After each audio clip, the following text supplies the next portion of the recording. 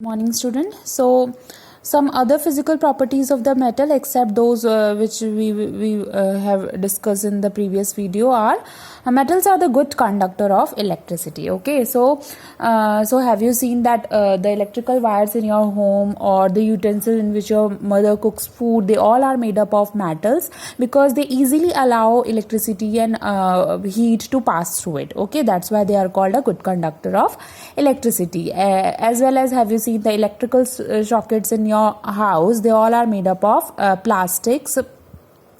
They all are made up of metals like copper wire and aluminium wire, so that they can easily pass the electricity through them, and they are called a good conductor of electricity. Now, second is metal produce ringing sound.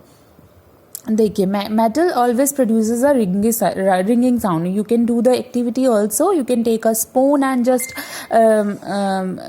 tap it on a glass or any other or a plate. Or so have you seen that it's creating a ringing sound? Okay, it's creating a sound which is gradually goes on and on. So in spite of this, we have seen that all the temples they have a bell which when rang produces a sound that is called a ringing sound. So all the metal produces a ringing sound and they are called sonorous. That's why they are called sonorous, because they produces a ringing sound. Now, the third property of the metals and metals have a high density and are very heavy. So iron, copper, aluminium and most of the other metals, they are very heavy, and because of that heavy, they are very dense. That's why they have a high density also. Okay, except some of the cases, for example, iridium and osmium, they have a highest density, whereas the lithium is also a metal, but it has a lowest density. Okay, so some of the exceptional cases are there in metal and non-metal both, but we will discuss this later on. First we will discuss metal and non-metal. So here all the physical property of metal we have discussed already. Now we'll start the next that is non-metal, and which is very important for us.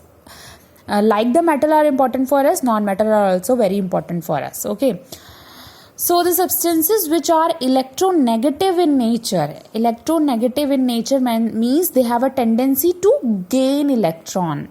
As I already told you, metal are always they are givers. They always give the electron to other metals. Okay, so they are electropositive in nature, whereas the non-metals, they have a tendency to gain electron. वो taker है, giver नहीं है, वो taker है. That means they take the electron and become electronegative in nature. Okay, so carbon, sulfur, iodine, oxygen, they all are non-metals.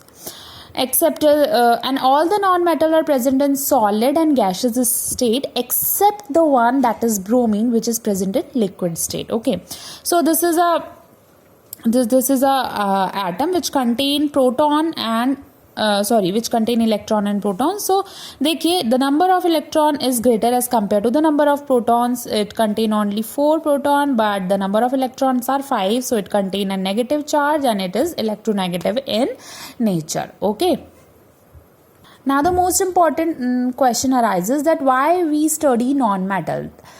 Non-metal is very important for us. Even we are living because of the non-metal only, because the oxygen, the carbon, the nitrogen, the hydrogen, all are non-metal, and it is very necessary for all the living organisms. Okay, so now non-metal are present everywhere. It is present in air, it is present in water, it is present in soil also, and everybody, human being, plants, animals, they all need non-metals. Okay, without non-metal we can't survive.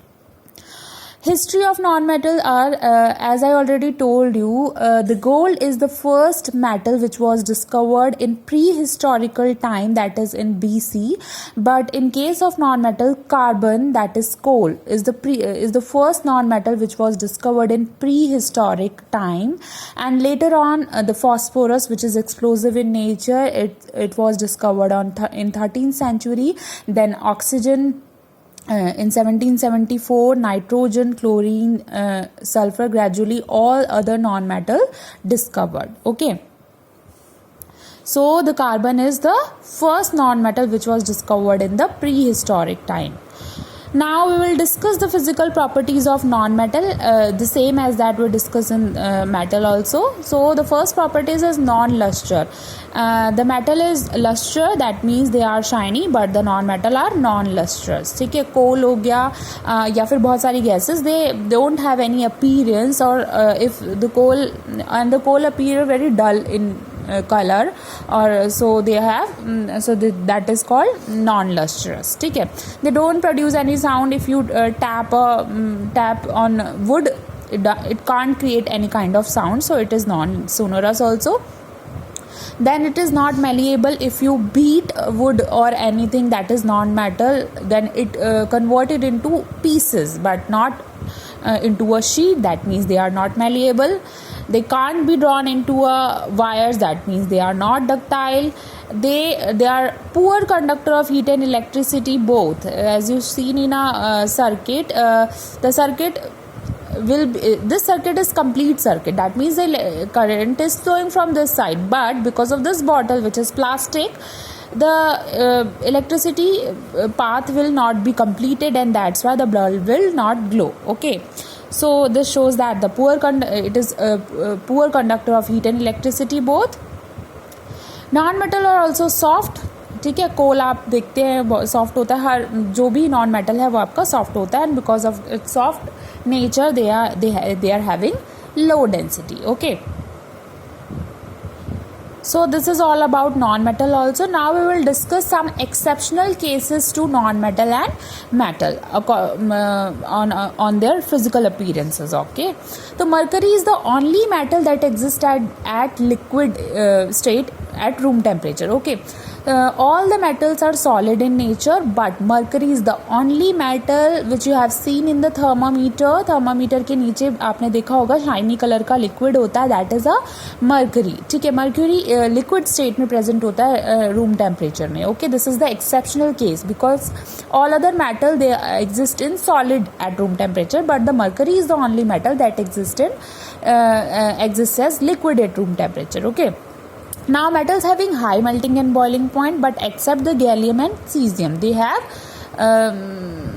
low melting point. Okay. Now again the iodine is a non-metal, but they has luster.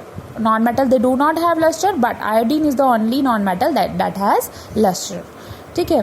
Now the next is diamond.